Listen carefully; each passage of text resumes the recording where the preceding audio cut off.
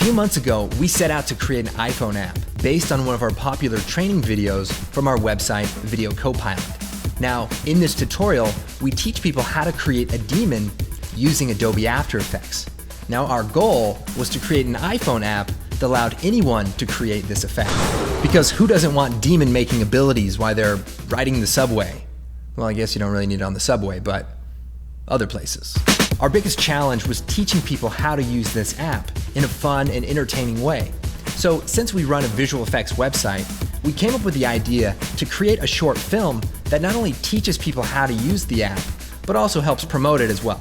Now, even if the app doesn't quite make it, we still have all this great content that we can share with our visual effects community and hopefully allow them to learn from some real-world projects. Plus, it was a good excuse to do some visual effects and maybe blow a few things up.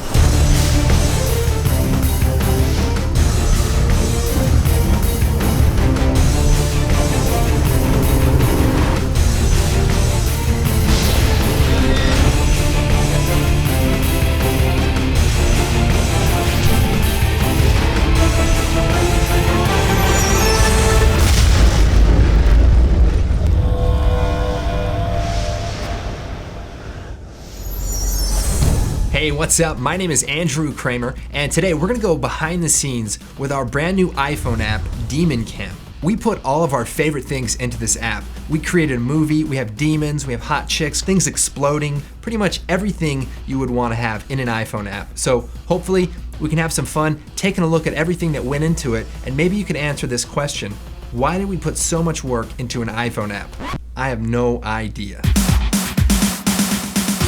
One of the very first elements that we created was the main menu for the actual iPhone app. Now, we want it to be this really colorful room, maybe from the Renaissance, and it has a crystal ball, it has some evil cards, and you can actually see the chalice from Indiana Jones and the Last Crusade. The crystal ball was actually just added into our scene to make it seem a little bit more mystical, and it was also really easy to make. You just create a sphere and you're done. And then later, we designed the film promo around the crystal ball and just try to give it a little bit more purpose. When someone actually clicks on the start button, the room turns evil, it gets dark, and wind starts blowing through, and one of the things we wanted to do was have the book open up and the pages go flying everywhere. So instead of creating it in 3D, we thought maybe we should try to film it instead.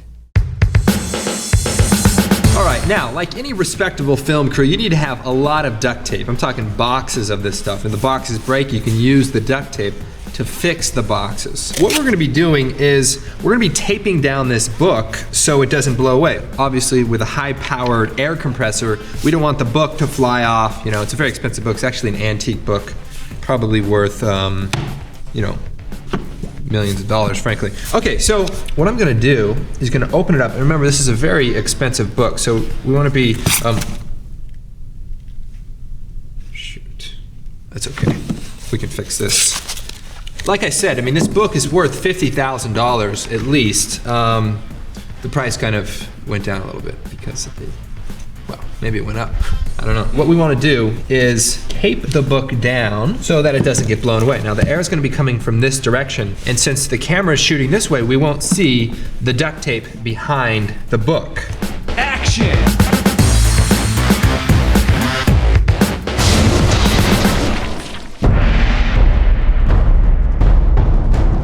For some of the shots in the film, we had to use the magic of chroma keying. We wanted our actor to be inside of a dark cave. So we shot them on the green screen, and he's also holding a green ball that allows us to replace the ball later and put in some magic and some smoke. A couple of shakes.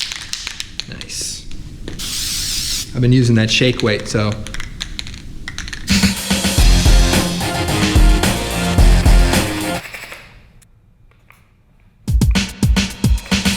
So we had our stand-in green screen crystal ball that we would interchange with our real crystal ball, and it allows us to put things inside of the crystal ball when people's hands cross over, and that way we don't have to paint out the hands later. We can just key it out, add the stuff back in, and it just makes the workflow a lot easier.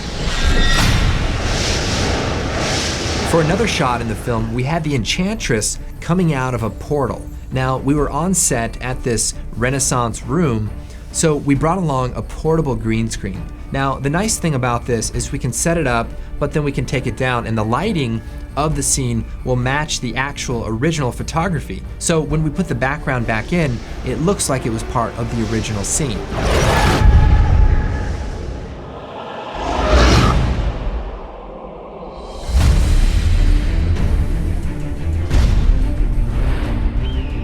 Now, even though our film was pretty low budget, we wanted to add some really big establishing shots. One of the tricks we used was transforming ordinary stock footage.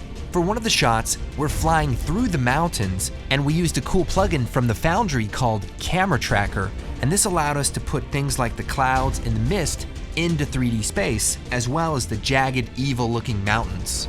Again, we used the same technique to transform this shot into a nighttime castle scene that was used as the establishing shot. One of the more challenging shots was our character holding the crystal ball in the medieval corridor. Hey, how's it going? I'm here with Shai, and he's wearing the Video Copilot Renaissance / criminal outfit. We have like a woman's blouse, a woman's fur coat, and this is definitely like real animals, like maybe cat or something, so it's quite nice. Okay, so he's holding the orb, and as he reveals it to us, we actually want the light to come up on his face. So down here we have Tino. Show us what you got going on. Piece of cardboard, easy. As he opens it up, Tino's revealing the light so that his face lights up. Now, because the camera was moving, we had to create a real three-dimensional set. Plus, it gives the shot bigger scope with the large pillars and the fire. And we used a program called Adobe After Effects, which is like Photoshop for animated visual effects. So after our hero falls to his death, we wanted to have a shot of his hand next to the crystal ball. Sometimes in order to make a shot look good, you have to do a little bit of hard work. Now in this case, we're gonna be taking some of these bricks and building a partial set. We got the last brick in place, and the thing about this is you spend a lot of time doing something. It makes a big difference in the production values. So in this case, we built this whole structure, took a few hours, and it looks great. So spending quality time makes a big difference.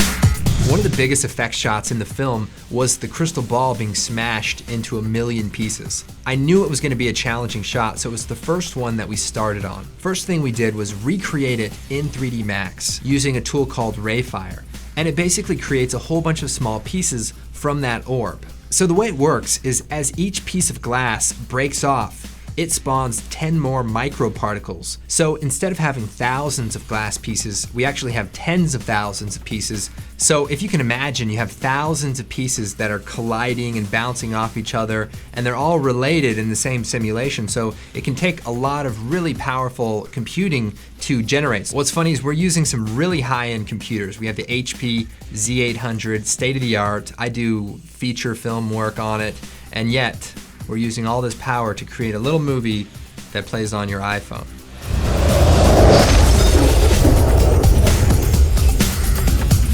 And for a final touch, we added some digital depth of field to make the glass pieces kind of pop out a little bit more and allow you to focus on the small piece of glass that comes to the lens.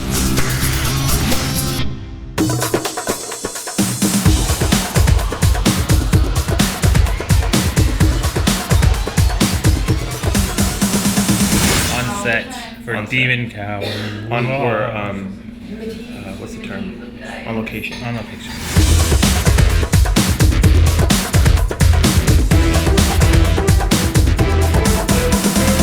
One of my most favorite things was shooting the medieval scene on location. Thanks to our good friend David, we were able to use his guest house, which is designed like a medieval room and has some great details. Bottom line is, I'm just really impressed with this room. Just the detail, you know.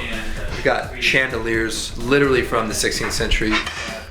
Stuff on the wall, spears, maps. And look at this. This is unbelievable. You have a phone, a Panasonic. It's got full dialing, large buttons. Unbelievable. About a week before filming, I finished writing the story, and then on the day, we had a pretty good idea about what we were gonna do. Kind of slide her aside, because you want to see I'm this. like, oh, Right, right, she's right. not trying to kill me. Okay, great. So we went through everything that we were going to be shooting. So it'd be like shooting a movie where we just do little pieces at a time. Oh, and action, I leave. We decided to shoot this scene with a Sony f3 Cine Alta camera. Now, what's great about this camera is that it uses real cinema lenses, just like the Red and just like real film cameras. One of the challenges was shooting the entire scene in 7 hours. So we had to go over all the shots, the blocking, check focus, and get all of the coverage we needed in a pretty limited amount of time. What was that? We got this crazy guy. He was gonna do it too. All right, there we go. One of the things that really helped us out was we had dolly tracks that ran along the entire side of our set. What this allowed us to do is use this camera jib that has a camera attached to it that allows it to rotate 360 degrees. So what we could do is we could move the camera to one end, shoot all of the master shots, move the camera on the dolly, and shoot all of the reverse shots. So we didn't have to keep setting the camera up at different locations. Once everything got going, it went really fast and we were able to get all of the coverage. Plus we had more control over doing more dynamic shots where the camera moves in and flies around. So it was a great little setup and allowed us to shoot a lot of things in a really short amount of time. So we got this crystal ball and it was not easy to find. We tried to steal one from these psychics, but they knew we were coming and they put it away. One of the cool things about this room is it had fire torches on the mantle and on the wall and a few other places. The one by the door actually was real fire in the background, but the other ones had just regular light bulbs. So what we did was add real burning fire on top of the light bulbs, and we actually used our Action Essentials 2 collection to make that look really natural.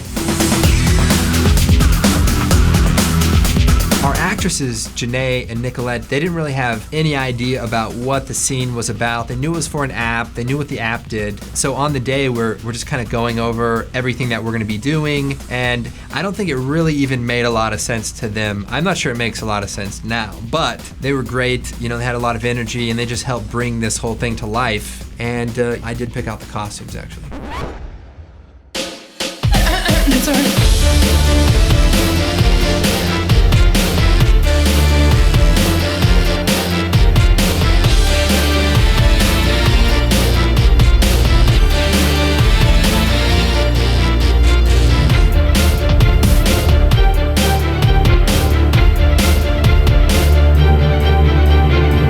Thanks again for watching this behind the scenes video for Demon Cam.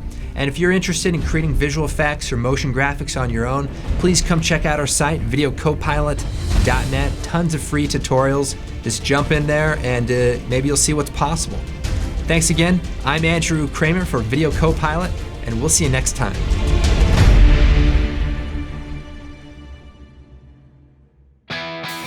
I want to take a brief time out to talk to you about our brand new sponsor, the Chuck Norris Transformer.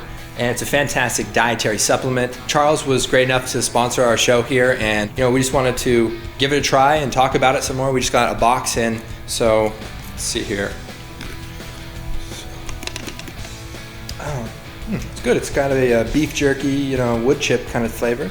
Not bad, not bad.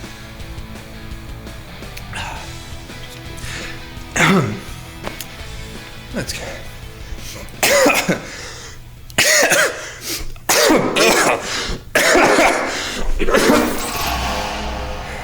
What the heck? I feel like a ninja. Did you see that? This stuff really works. Now we're talking. Texas, here I come. This thing's got real bullets.